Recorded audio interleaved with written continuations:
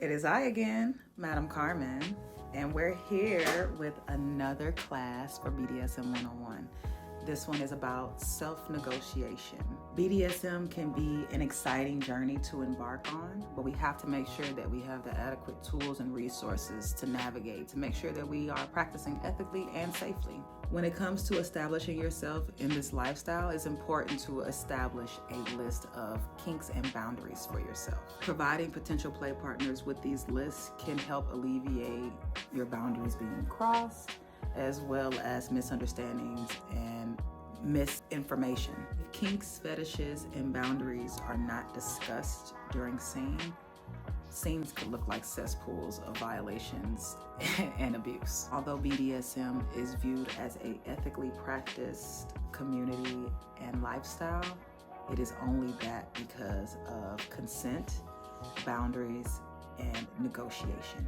So we're going to talk about how to establish personal limitations. Before you begin mingling and networking with potential play partners, it is important to explore boundaries for self as well as potential interest, or what we would call soft limits. It is important to identify any past traumas so we can prevent them from being activated or triggered during any scene.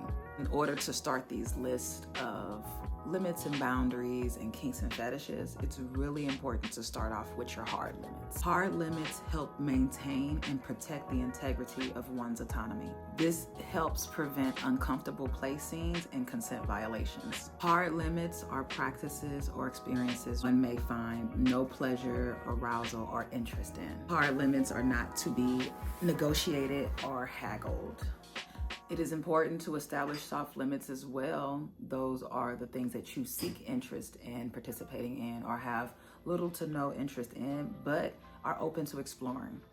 One's hard limit may be another's kink or fetish. That is why it is important to establish your hard limits and to discuss those with potential play partners to make sure that the alignment is right with this particular experience. There's no point in participating or exchanging energy with people that you have no interest in participating with or you have no mutual interest in.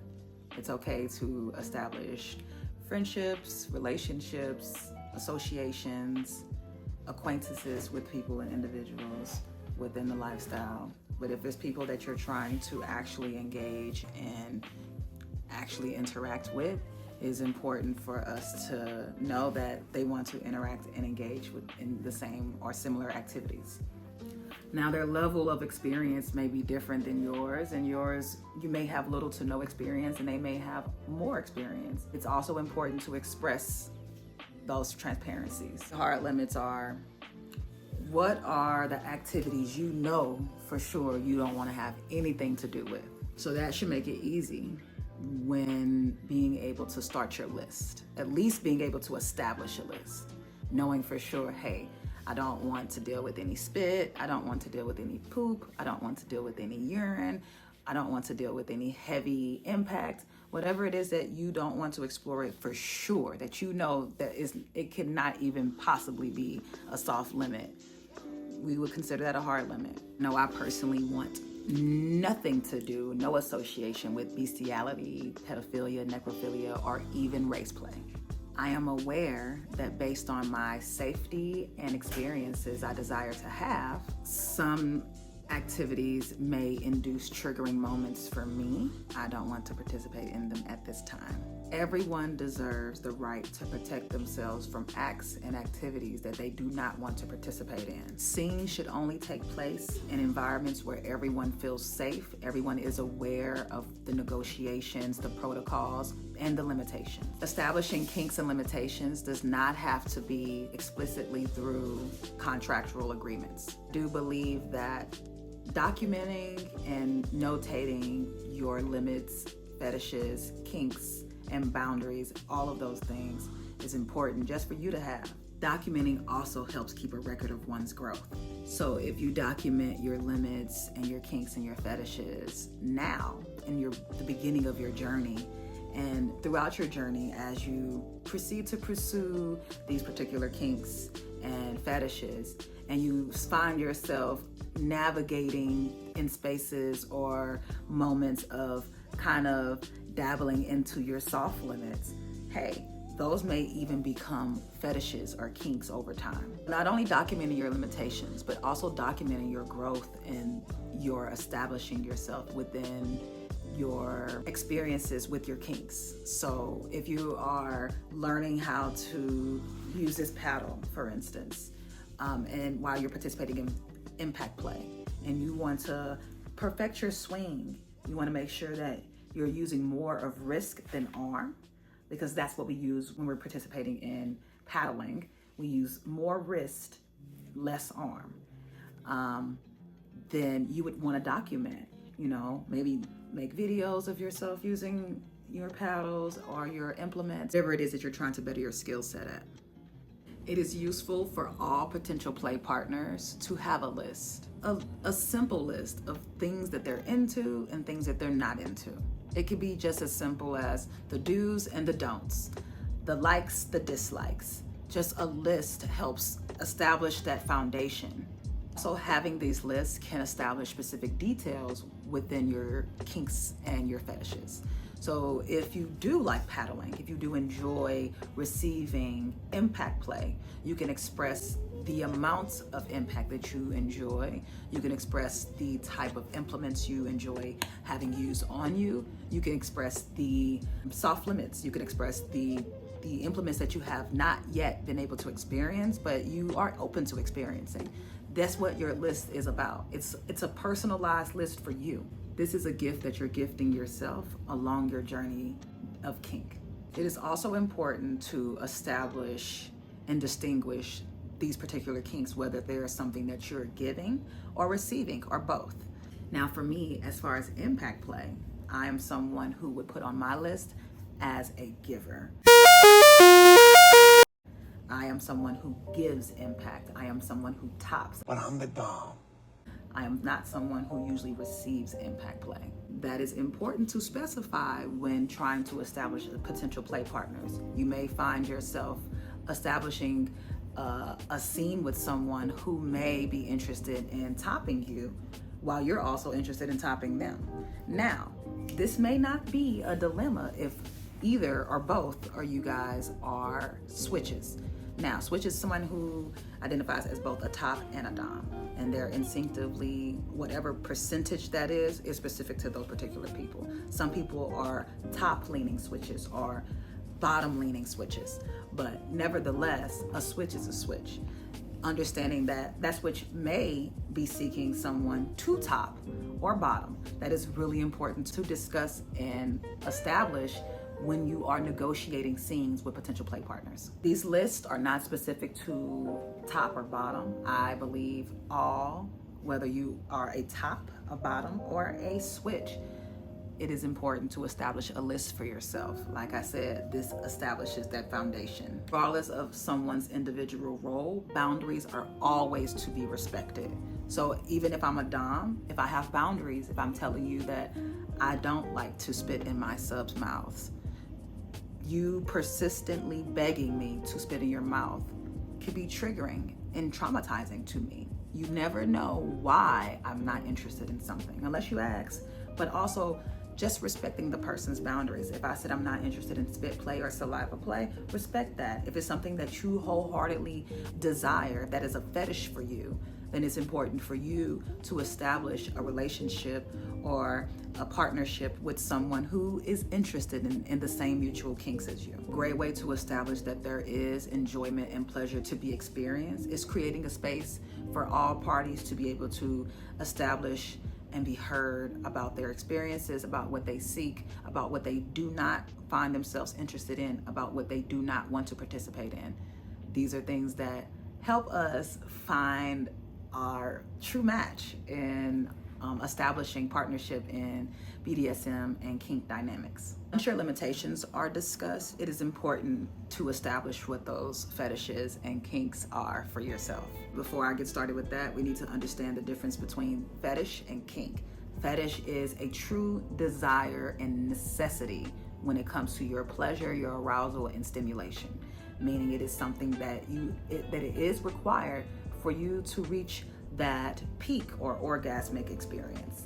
A kink is something that is a turn on, something that arouses you, that stimulates you, that not necessarily required to give you that reach up to that peak, but it is something that you find yourself interested in and that you like. For example, I am someone who has a fetish for bottoms, for derrieres. I love a bottom. I love a butt. I love booty cheeks. I love booty. I love every part and every aspect of the butt. I love that. And I need to be able to engage with that particular part of my partner's body in order for me to have that orgasmic experience for myself. A kink for me would be maybe kissing me on my neck. It is not necessarily required, but I do enjoy it. It does turn me on, it stimulates me, but it's not necessarily required every time I'm interacting or engaging with my partners. Don't get discouraged if you're a bit novice to this lifestyle. It may seem like a bit difficult for you to establish your kinks and your fetishes because you lack the experience, but this is where you're wrong. This is where you can practice your kinks and fetishes in the privacy of your own home in a safe and ethical space that you've created for yourself. So you curate these spaces, safe spaces, where you can explore different sensations and stimulations with yourself. Not everything may be able to be something that you can explore solo. Some kinks and fetishes do require a partner to assist, but when it comes to impact, I have this paddle, I have my tushy, I have my thighs. I can explore impact. I can explore my pain thresholds. I can explore what levels of impact I enjoy and what areas on my body I enjoy impact. That is something that you can establish within yourself in the privacy of your own home. You can do this with a lot of different kinks and different activities. It is the same way we do in the vanilla lifestyle as far as masturbation. Masturbation is a moment where we explore ourselves in the privacy or sometimes publicly, but we explore our autonomy and what gives us pleasure and arousal. And sometimes either we're edging or we are reaching that peak of orgasm. But nevertheless, that is a very sacred and private time that you explore and experience with yourself. And I feel that can still translate when we are exploring our kinks and our fetishes within this lifestyle.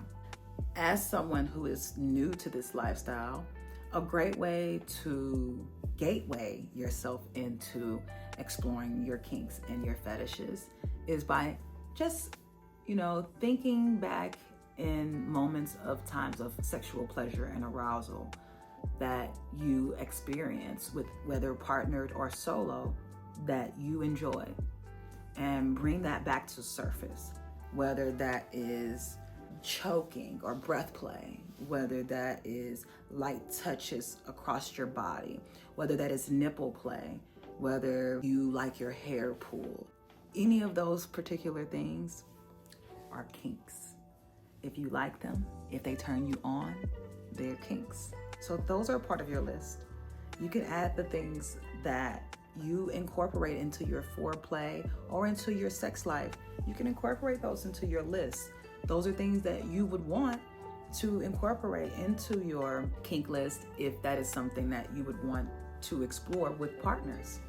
Some lists of kinks may include kissing, touching, eye gazing, even food. There is no limit to your list of kinks. Kinks are specific to each individual. It is important to be honest with yourself and others about your level of experience with each particular act or each particular kink. If you have 5 years of tongue kissing experience, you need to express that with your partner. Be honest. It's okay. If you have little to no experience in kinks that you find yourself into, that is okay. Be honest about that. And the only way for us to be able to have a humble, ethical journey is being able to understand we have to start from somewhere. We can't just go into this lifestyle thinking that we know what it takes to be able to execute this particular kink with this particular partner or with yourself. If, like I said, you've never experienced using one of these, whether you are the giver or the receiver, it is important before you use this on someone else to learn the safety protocols, the storage, the cleaning, all of those different protocols and steps to maintain the quality and the safety of your implements and your toys. Now, I have a breakdown, I have a class, a course that I release that talks about and discuss the safety and the care of your adult toys. And that does include your kinky toys. I will link that below and you guys can enjoy that one too after you finish this class. Making your partner aware of your level of experiences is a great way to establish trust. Their way, it gives them the right to their autonomy as well. If you have little to no experience in impact play and you want to use this on your partner and your partner is open to you being able to practice that skill set with and on them, that is awesome. That is a great way to establish trust. There may be times where they say, oh, you know what? You don't have that much experience. I may feel like I don't feel comfortable with you exploring that particular kink with me until you have established a little bit more experience. Now, you're probably thinking in your head, like, how am I going to establish experience if you're not allowing me to experience this moment with you? They have that right to their autonomy. They have that right to say no. They have that right to say, hey, I would rather you go experience that with someone else. Go practice your skill set and establish your skills and with someone else. And they have all that right to say that. Respect one's autonomy and the right to consent, because you have those rights as well, and you will want them to be respected as well. All starts with communication and transparency. Everyone's pleasure experience may not be even close to similar, and that's normal. We're all individuals. Everyone had the same kinks, limits, and fetishes. How will we know what else is out there for us to explore? Someone's level of experience in kink may not even be sex-related, but you're seeking a more sex-related experience. Vocalize that. Be honest, be transparent. They may be open to it, they may not, but this is how we establish alignment within our partnerships. Why do we want to establish alignment with someone who does not have alignment in our interests? We're not holding these people hostage. We're letting them go so they can explore with others that they find alignment with, and you can find the person that you align with. A great example of a non-sexual kink would be food. That is a huge kink for me.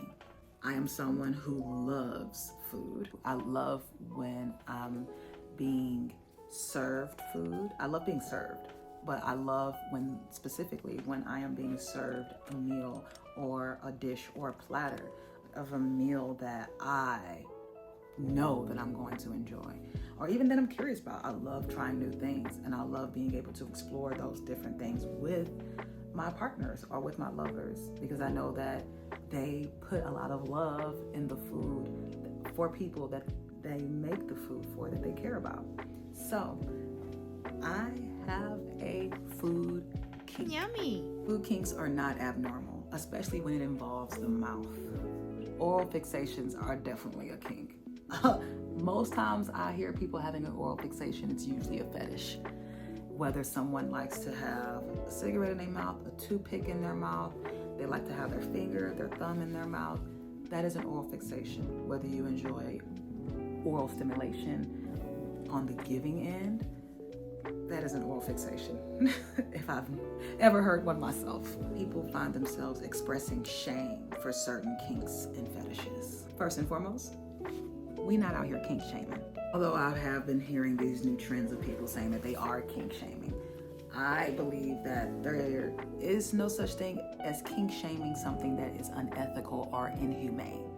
Now, those are not kinks, those are inhumane activities. You can call it what you want, but kinks are things that are more ethical. In the psychological sense, people say, oh yeah, kinks are things that people are just turned on to, whether it is something ethical or unethical. But in this particular context of BDSM and kink and fetishes, when we're having this discussion, I only am discussing ethical practices of kinks, fetishes, and as well as limitations. Kinks and fetishes are oftentimes not discussed in public settings, and that is because kinks and fetishes are often viewed as taboo, sometimes even viewed as unorthodox, but not from my perspective.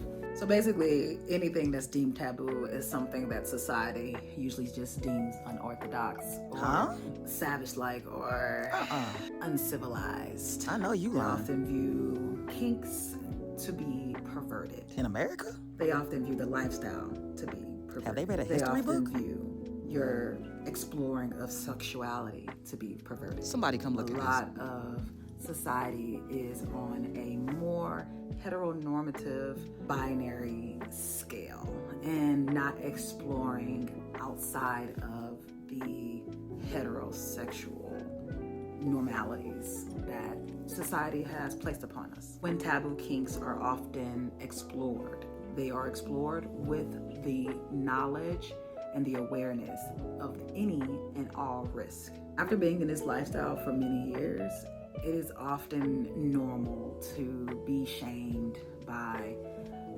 I will call them civilians, for being a part of this lifestyle. That often doesn't stop me from being a part of this lifestyle, henceforth why I'm here to educate you and to show you my beautiful outfits and my beautiful implements and equipment. It's often because I enjoy being a part of this lifestyle because it definitely impacts my life in such a beneficial and beautiful, magnificent, healing and spiritual way that it is incomparable to anything else outside the scale of kink for me. Kink in my life is specific and sacred to me. My relationship with kink and BDSM is specific to me. I have a healing and spiritual relationship with kink, meaning that I have sought therapies within this lifestyle that have helped navigate me in such a healing, mature, growing, evolving way. I've been able to establish much more confidence in myself. I've been able to establish more of an identity for myself. I've been able to speak more confidently. I've been able to interact and engage with more people who are like-minded and know that it is okay to be who you are and walk in your truth, because there are so many others that are doing the same. Never feeling discouraged that just because I'm in a small town or a small city that I'm not going to be able to explore the potential kinks and fetishes that I'm interested in. There's so many opportunities for us to be able to travel and explore and gain so much knowledge through people that we network with. And I'm just so truly grateful and so indebted to this community and this lifestyle that this is why I give back by educating the masses and informing the masses of things that the trials and errors that I've learned within my journey, along my journey, which is still ever going and ever growing. I'm still young. There's so much to still learn and establish within this lifestyle. But since I've been here, there's so much that I've learned and established already, and I'm just open to share. So that's why we're here. Being guilted and shamed for living and being a part of a lifestyle can make it much difficult to freely and openly and publicly walk in your truth. So I respect those who still fight and still progressively pursue this lifestyle, knowing how beneficial it has been for their life, even though, others don't agree in their lifestyle. They still find ways to navigate their pleasures, navigate within their pleasures, being able to explore their pleasures, being able to establish their pleasures, being able to meet and network with like-minded people and find place and home in a world fit for any and every individual. One of the most comfortable ways and important ways to be able to find self-acceptance in this lifestyle is own it. Own every part of who you are, what you like, what you don't like, how you want to be viewed, how you carry yourself. Own it. Stand confidently in who you are and what you believe in, even if others don't agree. As long as you're not harming others or yourself. Now, when I say that, I understand that there is a bit of masochism that takes place in BDSM, of course. But when I say harming, I mean inhumanely, unethically harming someone. These are ways that aren't promoted in BDSM that I practice. Now, before you go showing your list off and bragging about what you've established, your kinks and fetishes that you've established, as well as proudly expressing those limitations, how confident are you about this list? Now, understand this list there's room for error. There's room for trial and error with this list. There's room for growth with this list. There's room for reestablishing in this list.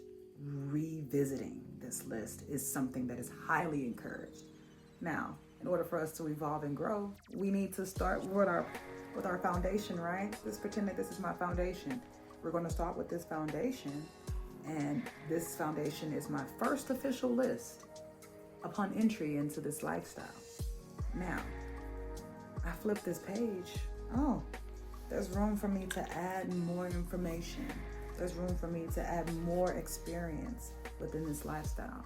The foundation is perfectly fine. The foundation is established. Now it's time to grow and evolve. Now it's time for us to seek out, utilize what we've learned and established, and see what comes of it. Confidence is key when sharing your experience and your interest with others. It's not about their perception of you, but the freedom to be expressive and walk in your truth without shame or guilt. The origin of this lifestyle is providing the opportunity for the freedom of the inhibitions and reservations one may have about their sexually taboo activities. It is also to provide us with the freedom of expression. Everyone deserves an outlet, and that will differ for everyone. While others may desire just private, quiet time in a room, some may desire pain. It is your right to be expressive of how you experience pleasure. Humans get so caught up with the opinions of other humans that they limit their life experiences and limit themselves from exploring things that they feel others may have an opinion about, or others may criticize or scold or shame. When we're in this life, we only have one life. We're only given one opportunity to live this life. And I suggest that we live this life under our own rules, not the rules of others' opinions, not the rules of others' criticism.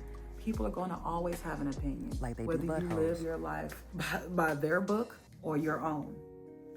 It is important for you to navigate your life, knowing that you are in control of your destiny, knowing that you are in control of your pleasure and your desires.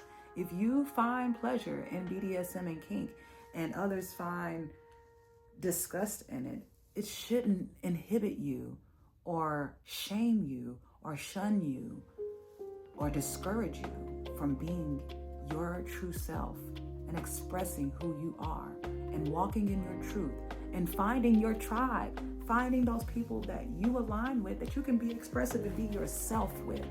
We all deserve that.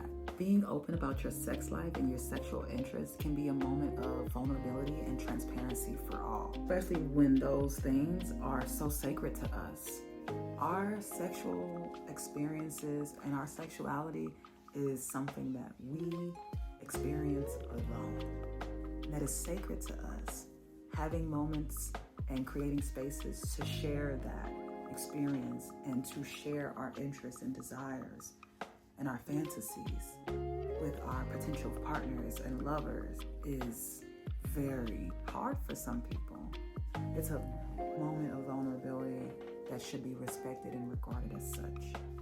As someone like myself who identifies as ethically non-monogamous, being that I have multiple partners that are very well aware of each other and very well aware of the dynamics that we do have, it is important for me to be transparent about the level of pleasure and sexual experiences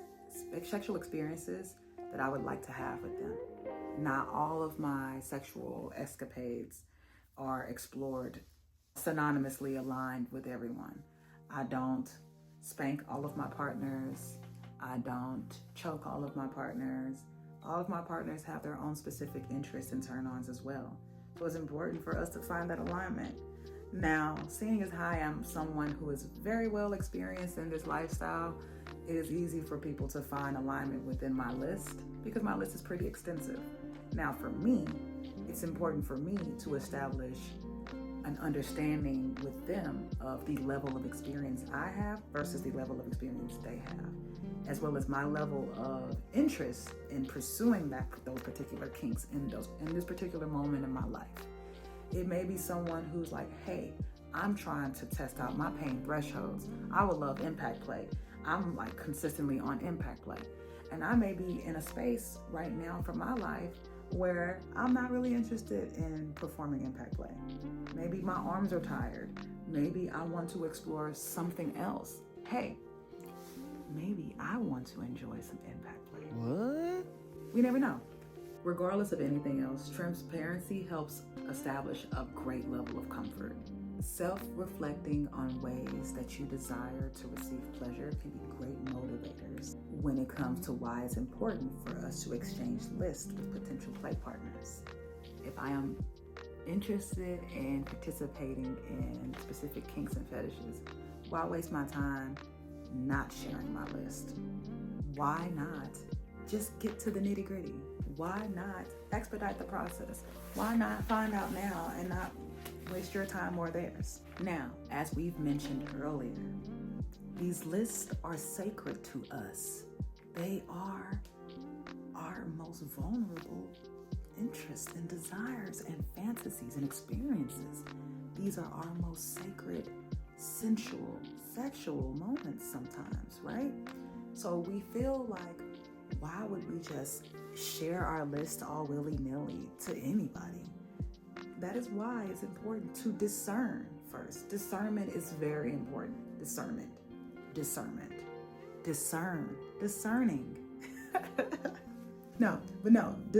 is very important. Discerning is how we know this person is worthy enough to receive our list.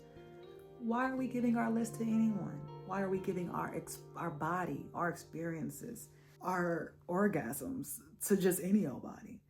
We need to, like in any relationship, whether it's a civilian one or vanilla, or a kink relationship or dynamic, these are people that we are trying to spend private, sacred, personal time with. We should not have people around that we do not feel comfortable being around, or we will eventually not feel comfortable being around. It's one thing for someone to put on a facade and lie, put on an act, or pretend. I get that. We can't control those actions. But what we can control is our rights to be observant and discern if these are people that we would love to have in our life, or we wouldn't mind or would enjoy to have an experience with, whether it's during a play party for a moment, or during an exchange of power for a lifetime. It is really important for us to know, is this our person? Is this the right person for me? Are we going to have those mind-blowing, earth-quaking experiences together? Or are we just going to establish ourselves as acquaintances within the scene? Either is fine. Don't take it personal. But we're here on a mission, right? We're here to have fun and enjoy ourselves and explore and find and try things that are new. But along this journey, we do want to navigate and once we find and establish the things that we are interested in and that we like and we want to further explore, we want to do that with people that we feel safe with, that we feel like can adhere and listen to our limits, can adhere and listen to our boundaries, can respect our boundaries, can understand and implement consent, understand and implement respecting the negotiation and protocols that have been implemented. That is important. Now is the time to reflect on remaining with someone who doesn't validate your happiness or making room for someone who does. It is already an annoyance to me that society frowns upon speaking on our sexuality publicly. But how else will we know if someone is going to bring us that pleasure and keep us stimulated and arouse us and respect our boundaries and not kink shame and respect our kinks and our fetishes? How do we know this? A lot of humans have a tendency of being in their head about certain things when in actuality, the normalcy of humans having those same similar experiences and thought processes is beyond me. Humans and natural human experiences are ways that bring us back to commonalities. So a lot of natural human experiences or experience within this lifestyle. That is why so much primal energy is explored, so much sexual energy is explored, because this is a space for us to find commonality within our human nature. We're not dehumanizing each other, we're humanizing each other. We're encouraging ourselves to explore our deepest human energies, our deepest human thoughts, and our processes of how we are within our natural human state. Although creating a list of kinks, limits, and fetishes can be pretty tedious and extensive, it is something that can hold you over for a lifetime. It is something that can transcend your life within this lifestyle. I feel like the first thing we do in this lifestyle is find interest first, right? Write those interests down. What interests you? What intrigues you most about BDSM and kink? Is it the fetish wear? Is it the beautiful women? Is it the domineering energies? Is it the submissive energies? Is it the aesthetic? Is it the implements or the equipment? What is it that turns you on the most about BDSM and kink? Are you aware of these turn-ons? Do you shy away from these turn-ons? Or do you embrace what turns you on and what arouses you? Do you dive deeper into your arousals? Is this something that you can see yourself doing for the rest of your life? Being a part of a lifestyle for the rest of your life? Is this something for you? These are questions you ask yourself as you're contemplating, what turns me on? Do I want to experience those things with others or just alone? How much experience do I have with these certain things? Do I seek more experience? Maybe I don't want to explore this at all, even if I have experience. Maybe I want to experience in different ways, with multiple people, with added implements, on a time schedule. It's all up to you. You curate your fun. You curate your kink.